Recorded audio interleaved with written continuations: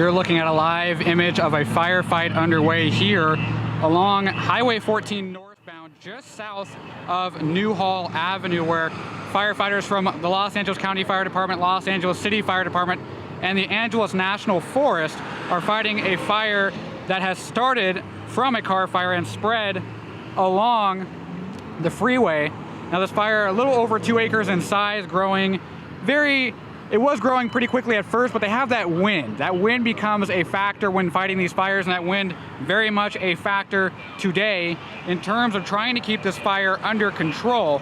But you can see they're moving their units away from some of these trees now igniting as part of that fire. But once again, this fire began as a car fire that quickly spread to brush. The California Highway Patrol shutting down at least one lane of roadway along Highway 14. But if you're in the Newhall area, you can most likely see this smoke emitting from this fire. You can hear some of the traffic going by on the 14.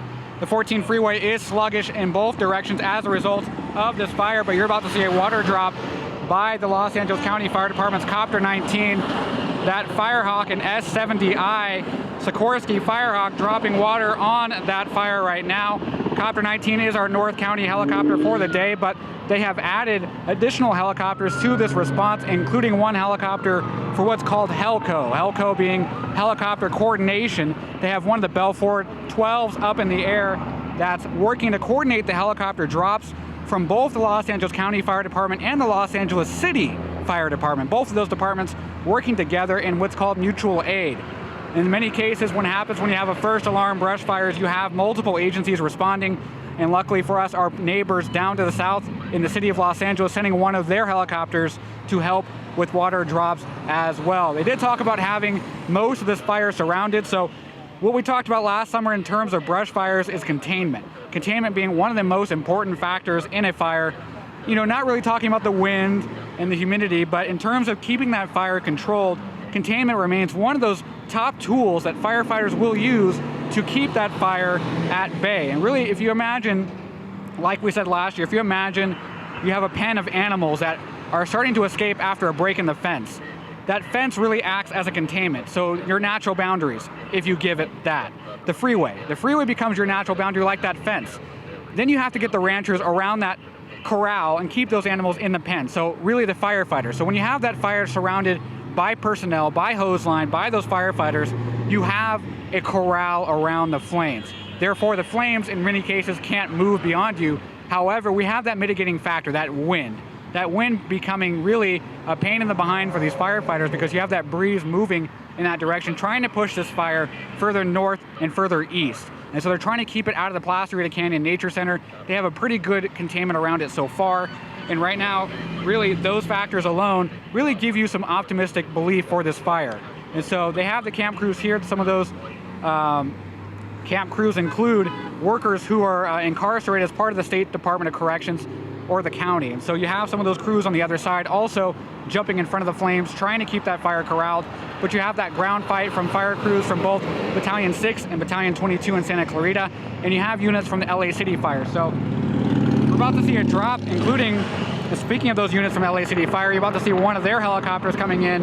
That's Fire 3 is what they call it. We saw Copter 19 from LA County, and now you're about to see Fire 3 coming in for a nice drop on the ranch fire is what they're calling this. So this fire breaking out as a car fire, very good drop by Fire 3, allowing that water to rain down from the sky.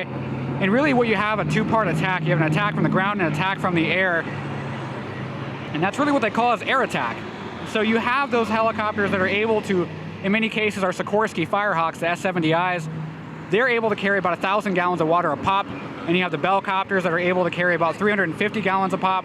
And so you have that asset in your arsenal to use.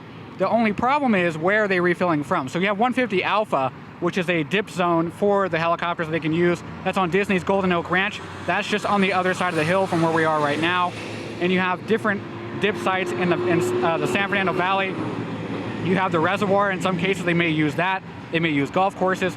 They can pump from hydrants. They can pump from engines. And so let's talk a little bit about what powers that air attack. You have those units on the ground that are able to basically supply that water. So you have an engine that's assigned to be the LZ coordinator or the dip site coordinator, and they're able to basically help pump water into the helicopter but as they drop their hose line, and they're able to run that water to them, fill them up with about a 60-second turnaround time. So the moment they're on the ground to the moment they're in the air, about 60 seconds to pump that 1,000 gallons of water into the helicopter. It takes off from there, comes in here, and the helicopter coordinator, a bell copter up in the air right now, that's basically hovering pretty high above us, keeping an eye on the situation, monitoring wind conditions, monitoring where the fire is going, and they're looking for hot spots. They're able to guide them in and say, hey, you know what? Come around from the Zulu flank, come around from the eastern flank. And we're seeing additional flames being emitted from these trees above the camp crew truck. So you're about to see some flames dancing from inside this tree here. And that gives you some indication of some of the flames that they're fighting right now. And right now they're trying to get this camp crew truck moved out of there. That tree going to be going up in flame very shortly, but we're hearing about a helicopter possibly in the area able to drop some water on that tree and possibly save that camp crew truck. But the sheriff's department's gonna have to move their cruiser, the camp crew's gonna have to move their truck and get it away from that tree very shortly. So a lot of chatter on the radio right now in terms of different agencies communicating with each other. We're gonna try and pull our focus real fast. Now that we have that locked down, you're seeing some of that black smoke coming from that tree there. And we're having a bit of an issue with traffic on the southbound 14 side. We have a lot of traffic that is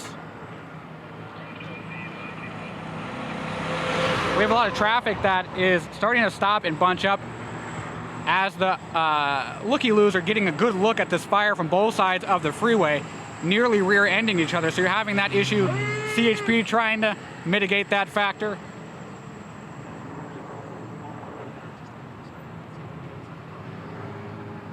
And we're hearing about a vehicle possibly fully involved on the freeway. We're gonna go take a quick look at that right now.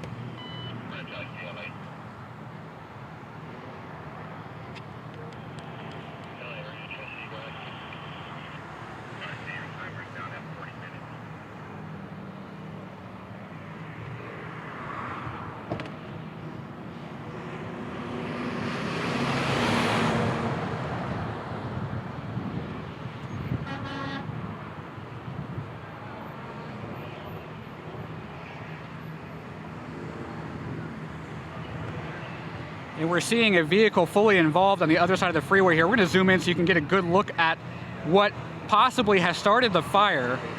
And it looks like an excavator that may have been digging in the area. That may be the cause of the fire. That, as I said earlier, this began as a vehicle fire of some sort. They weren't specific about what type of vehicle caught fire, but what we're seeing is this excavator possibly being part of this equation. And that would explain a lot of that black smoke that we were seeing earlier. And so fire crews working to mitigate that as well as they try to grab a good 100% containment around the fire. But so far we're looking like we may be reaching 100% containment very shortly if we have not reached it yet. We see fire crews surrounding about 100% of that fire, and they're not really worried about this vehicle fire at this point in time. They're gonna let it burn itself out, but what they want to do is keep the fire corralled and contained and keep those flames really at bay. And so we're seeing Copter 19 with the pink stripe on its belly coming in for another drop on this fire. And the reason why I mentioned that pink stripe on its belly is because that pink stripe may in many cases mean that it is using a used tank from CAL FIRE, and it's able to basically utilize that tank as part of its water dropping tools. And so we're seeing Copter 19 coming back around.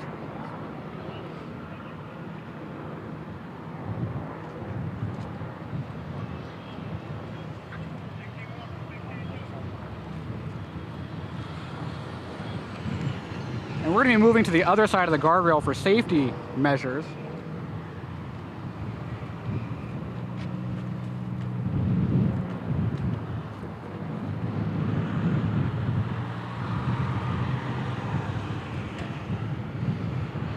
And you're about to see, and it looks like Copter 19 going to go pick up some additional water or going to pick up the camp crew, but it looks like they may have 100% containment around this fire. They're very, very close.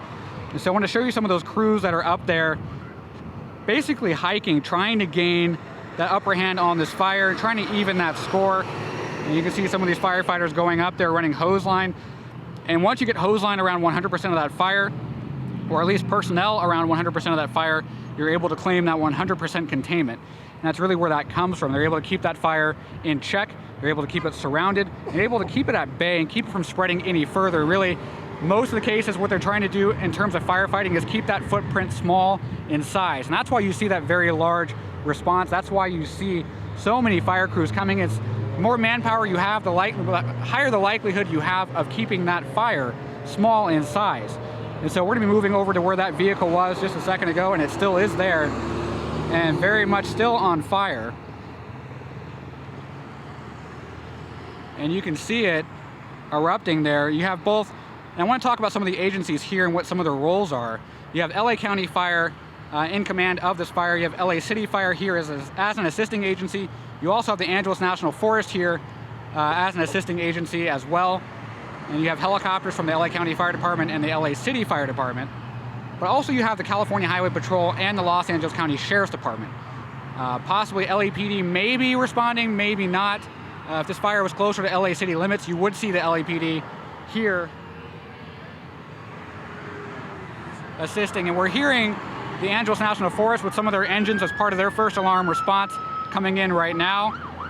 And that's that siren you hear behind me is the Angeles National Forest engine 331 making their way to the scene and coming out of Texas Canyon, out of Bear Divide, and coming out of the other stations that are here in the area, sending their full first alarm response to assist. And so really you have a lot of water being put on this fire from both the ground and the air. We haven't seen an airdrop in a while, and I don't see Helco anywhere anymore as well. So they may have called off the copters from this response. And so you may not see any more airdrops at this point until Helco either returns, or if they have called off the aircraft response, you won't see any more airdrops or water drops. But we're seeing some news helicopters coming in. Now that Helco isn't here anymore, they're able to come in a little bit closer. But typically with these fires, you have that TFR, that temporary flight restriction over that area to facilitate the helicopters. And so they try to tell people to keep their drones out, things like that out, to not get in the way of the helicopters. And that also includes some of the news agencies. They're not allowed to fly at a certain altitude. And it looks like we can see the command post behind us, the command post up on a hill just to the south of Eternal Valley. And I can see at that command post both LA County Fire, LA City Fire, and the Angeles National Forest with their battalion chiefs all basically forming what's called a unified command. And what that unified command does is it really consolidates the command operations. And you're about to see some water being put on this excavator fire right here. And you're about to see that hose line spraying some of the water. And right now that most of the fire is out, they're able to focus some of their efforts not only on corralling it, but also moving away from corralling it and now on to basically stopping the source. And really, it's burned all around it. It's not going to spread anymore from what they're saying. And you're about to see some water being sprayed onto that fire right now. They've been given the green light to go ahead and attack it. So you're going to see some of that H2O being dropped onto that fire there. But this is what they believe may have started the fire. So what it looks like may have happened is that they may have hit some kind of metal, a nail, a fence, whatever it may be, that basically sends off that one spark. Or the excavator itself may have overheated. It could have come off a car. We don't know yet. All we know is that fire started at a vehicle fire, and quite frankly, it could be this excavator that we're seeing, but we're also seeing another agency dropping in on the assistance here. And those are some of the park rangers from the U.S. Forest Service. They're police officers as part of enforcing the law within our parks, our state and county parks, our state parks and our federal parks. And basically they're here to enforce some traffic control and help with getting some of the looky-loos on their way, shutting down some of these on and off ramps and enforcing some lane closures, because at this point, if you're law enforcement, they really need that response to help really enforce some of these lane closures to facilitate getting the fire engines in and getting them in safely. And so you see a lot of those precautions being taken place. And you see some of those reflective vests coming out, because safety is one of the #1 aspects of this firefight. And speaking of the firefight, we're seeing Helco returning to the area. I can see one of the bell copters returning and assuming that Helco position. And they're back to circling around, and now that news helicopter has lifted up and has climbed in elevation and has moved further away from the fire, as we were talking about that temporary flight restriction, that TFR, that's typically enforced for some of these fires. But once again, this is being called the Ranch Fire, being named after one of the ranches that is over in this area. There's a roadway that goes up there that the firefighters were using initially, and some homes on the other side of the hill nearby.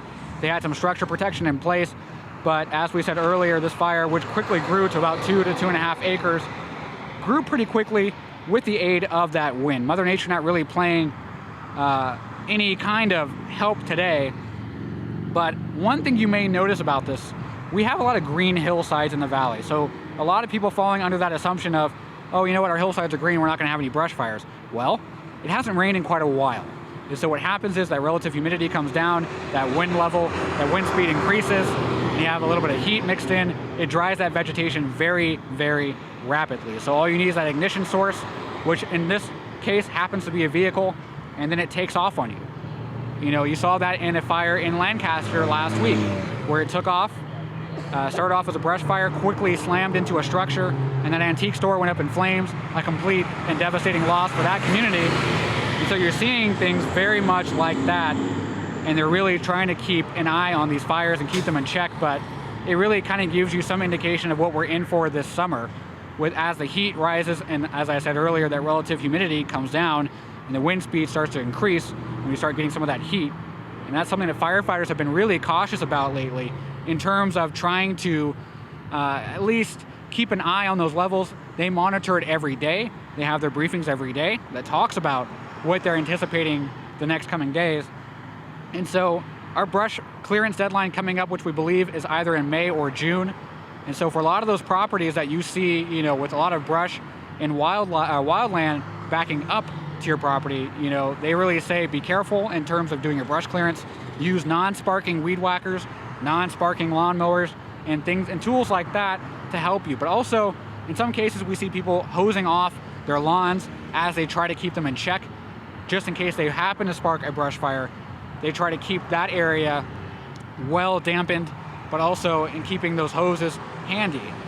In some cases, you see fires start just like that, where someone is trying to really prevent a fire, and in that case, starts a fire. So talk to your local fire station and some tips, or visit the LA County Fire Department's website at fire.lacounty.gov. You can look at what's called the Ready, Set, Go plan. That Ready, Set, Go plan really aids you in terms of knowing what kind of ornamental vegetation you have, what kind of landscaping you have, what are some best practices in keeping that vegetation about 200 feet away from your house, or keeping that 200-foot clearance of land around your property, around your home.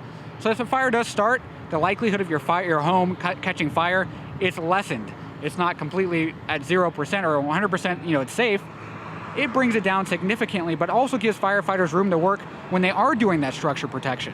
It gives them areas to basically fight that fire where they don't have to worry about the ground beneath them catching fire. So once again, that website being fire.lacounty.gov, you can go and look on their website and see the Ready, Set, Go plan. There's also a video that they put together, that about a 7 to 8 minute video that really details how the Ready, Set, Go plan works and how you can help in terms of preventing brush fires, but also aiding firefighters in staying safe, doing your evacuation plan, your contacts. Also, the General Barn did create some stickers last year. If you have barn animals, pets, you can put a sticker on your door or on your window or somewhere nearby that says how many animals you typically keep in your home. That way they know if they need to evacuate those animals, if they need to break down the door or the window and make access and get your pets, they know that information. But also an evacuation plan. We live in earthquake country, so you know it's not really something that's completely unheard of, but knowing your exit points, knowing your plan of action in terms of getting your family out to someplace safe, that's also incredibly important. As we pull out to a wide shot of the ranch fire here burning alongside northbound Highway 14, just south of Newhall Avenue. And so this happens to be the first exit on northbound 14 as you make your way from Newhall Pass at the 514 interchange. And so a lot of traffic backing up here, a lot of traffic backing up in both directions here. And we can see Helco, one of the Bellcopters, still circling the area, and it looks like they may be taking off quite possibly to Camp 9, either to get some fuel or maybe to pick up one of the camp crews. But we do see that they're taking off from the area. Camp 9, if you're not familiar with where Camp 9 is, it's up Sand Canyon Road, just south of Placerita Canyon Road at about 4,000 feet. It is a firefighting camp, and what they do is they have a camp crew that stays there 24 hours a day, and the helicopters can come and pick them up and basically not necessarily land on a hillside, but they will hover very close to the hillside and drop off that camp crew with their tools, and they will go and start cutting down some of that vegetation and doing their best to try to corral that fire and keep containment. And speaking of containment, as we work on some of our segues today, containment, you can see that crew surrounding the most recently burned flank of the fire, the northernmost part of the fire. You can see that crew starting to really corral. And you see that line of firefighters, and that really, it shows you just how far they're willing to go in order to stop these flames. But you can see some of those firefighters as they work to collapse some of their hose line, and they're working to basically collapse it, hose it down, kill off the hot spots. But you have a secondary activity taking place here. I want to move up to just above them. And those people in the red suits are called the camp crew. And what the firefighting camp crew does is their job is equally important. They may be serving off some time from a crime of some sort and serving that time off as part of firefighting. And usually they're non-violent offenders. And so you see these people coming out and also putting themselves between danger and you. They're coming in with chainsaws, they're coming in with axes, they're coming in with shovels, they're coming in with all sorts of hand tools, and these hand crews are able to, as you can see, they're cutting away that excess vegetation, and they're trying to cut away some of that vegetation so it does not reignite. That way that fire, in case it does happen to reignite, it has nowhere to go. You're cutting off the fuel, you're really cutting off any additional vegetation that could possibly catch fire as a result of these flames. So that wind now dying down, it's starting to get a little calmer. And so firefighters really going into that mop-up mode and making some quick work of the ranch fire.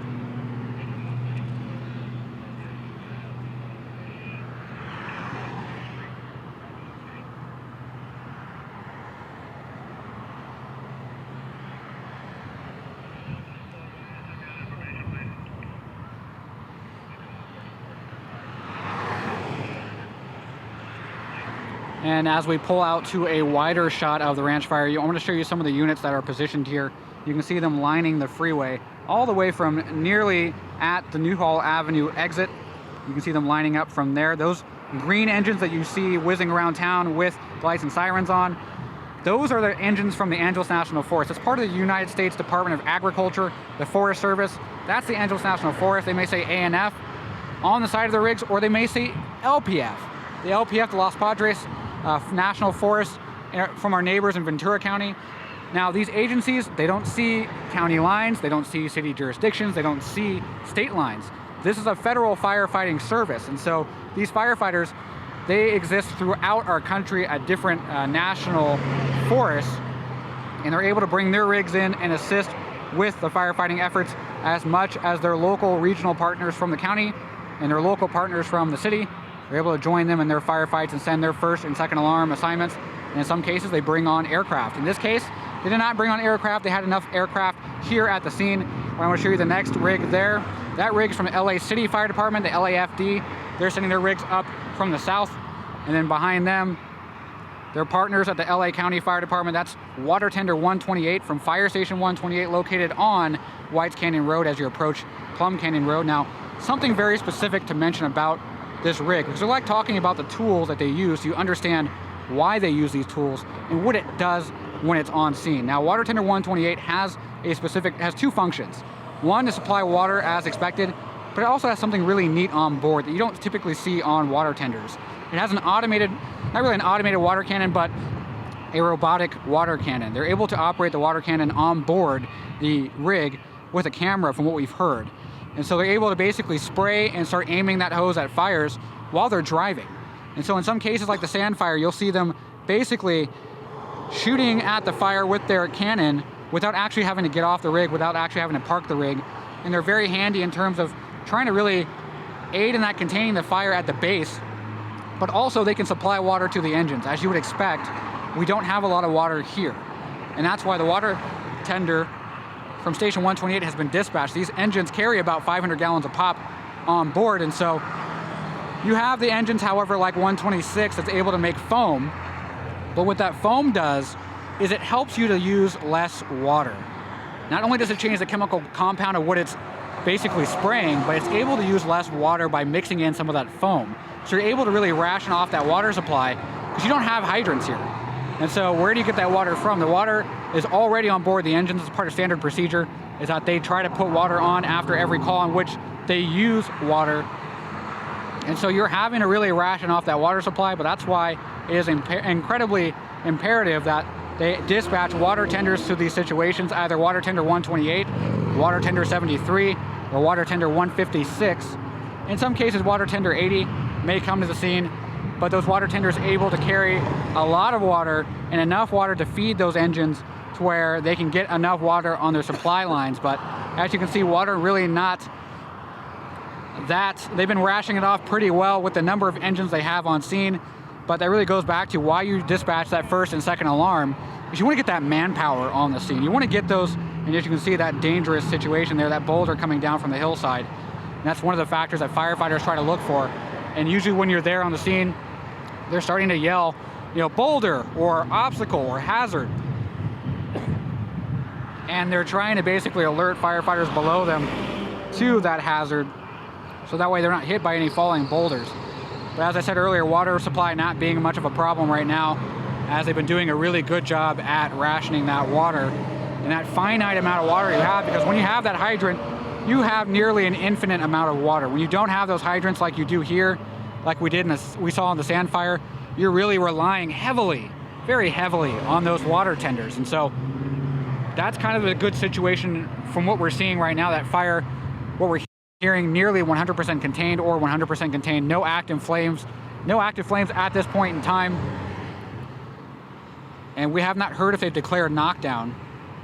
But you can see some of that smoke starting to really take over the picture there. But that's some smoldering from some of the brush, from some of the trees, the tree trunks.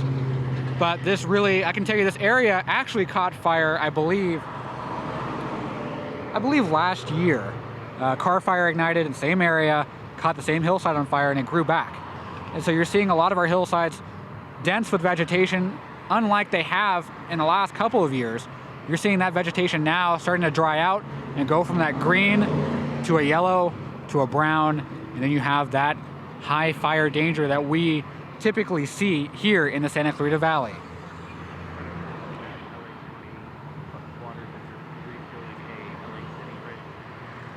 And we want to show you what really that partnership's all about. Our photographer Corey Rubin noticed something just over to our right. It's something that very, as I said earlier, they don't see boundary lines, they don't see jurisdictions. And this really kind of shows you that. That LA City fire engine, one of the first to the scene to help out here to protect some of the homes here and protect the area here, is being refilled by water tender 128. So you have those two jurisdictions, LA County Fire and LA City Fire, working together. And that's really what you see here. There's no political politics in terms of jurisdictions that you see here at these fire situations. With that unified command, everyone's working together. Everyone's a brother and everyone's a sister.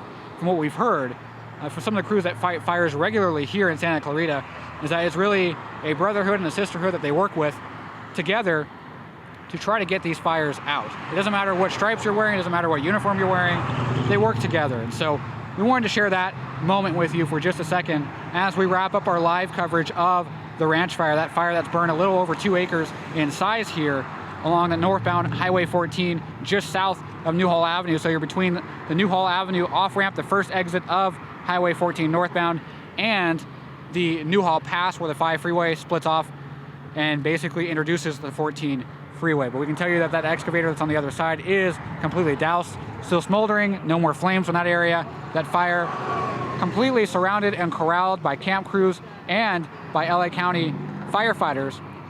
And those camp crews still going to work. Look at this. They are still going to work on this fire and still cutting down vegetation. And that's what they do. They train for this heavily. But they're going to basically go around the entire perimeter of the fire. We did see a firefighter just slip and slide. We're seeing firefighters starting to slide on some hillside that's giving way. And you can see their attention being moved over to this hillside right here. That's one of the risks that these firefighters have to, they train for it regularly, but training or the real thing, it's really, that does not change the factor of danger. And so they're trying to make their way down this hillside to try to get some of these hot spots out, but very steep hillside and a hillside that now is burned, very, very slippery in terms of that gravel starting to give way, those tree roots starting to really come out of the ground. But back to that camp crew over to the right, they're still cutting off that vegetation using their chainsaws and their shovels, and they're going to be cutting a line around that fire. And that's, once again, as a reminder, where you get that containment line from. But that's going to do it for us here live at the scene of the ranch fire, reporting live here in Newhall. This is Austin Dave.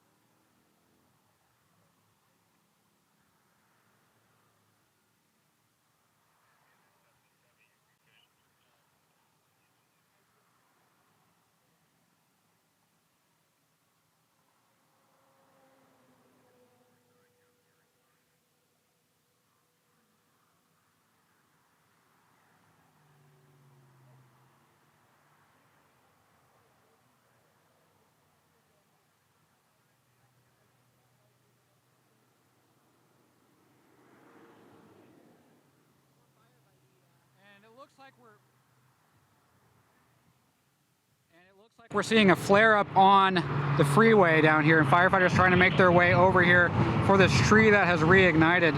And we did break away from our live coverage a second ago, but as you can see, this fire reigniting in this area and becoming a very critical problem for firefighters. But you can see they're making their way over to it, and they're working to get that under control, and they're going to have it under control like that within seconds. And we want to thank Bobby Block for drawing my attention. Bobby Block, one of the students with College of the Canyons' Cougar News program, here shadowing us today, and was alerting us to that hot spot over to the left that within seconds flared up. And sometimes that happens, but firefighters jumping on that very quickly, and that affects their containment level at that point. Now they have an issue with this fire flaring up on the side and possibly spreading further north, but the ranch fire trying to really pull a fast one on the firefighters. But as you can see, that score once again evened by firefighters from both LA County Fire and LA City, both jumping into action and jumping on that flare-up with that dead tree on the northwestern edge of the ranch fire's perimeter. But as you can see, that camp crew truck nearly engulfed by that fire. And that really speaks to the unpredictable nature of fires and the unpredictable nature of that wind, which flared up again. As I was saying earlier, that wind calming down a bit, but that wind now back in full force, pushing the fire in that general direction. So they keep an eye on things very quickly. Those firefighters communicating on the ground with each other. Grab a hose line, They grabbed that hose line and knocked that fire down. Not only a hose line, they knocked it down with a garden hose line. Not your typical garden hose, as we usually say, that you would see at your home. No, this is a very high-pressured hose that they call a garden hose, that they pull off of a spool on the fire engine. And it's one of those quick-access hoses that they can use to knock out that fire pretty quickly. So that really, it's kind of like, you see that in some cases when you see people trying to hose off their homes with a garden hose. This hose, much thicker, much more powerful, and able to really give firefighters that quick access to knocking it down. And they're going to be putting some more more water on that hose line coming from engine 143. And talking about fire engines, 143s is all the way from Hasley Canyon Road in Castaic Junction. And that's how fast and how much of a response these engines draw. But one thing we didn't talk about earlier before we break away again is what happens when you have all these firefighters deployed to one central area. Does that leave the rest of the city unprotected? The quick answer is no. What happens is they have something called a response matrix, and part of that response matrix is what we call move-ups. And part of those move-ups, what they do is that they basically move up engines from other fire stations to backfill every other station. And so that way the entire city has coverage. No lapse in fire protection. And so you see that with firefighting, but you also see that with policing. You see units from Lancaster and Palmdale sometimes coming in to backfill for when we have an incident here. So you're seeing those engines from other cities that may be responding to your calls in your neighborhood. You may see an engine from La Cañada Flint Ridge. You may see an engine from Palmdale or Lancaster. You may see an engine from Gorman, Neenack. So those engines still very familiar with the area. They train in our area, so they know where they're going. Their response times generally not impacted. And so we're going to leave you with that little note as we break away from our live coverage for the second time, reporting live here, once again at the ranch fire here in Newhall. This is Austin Dave.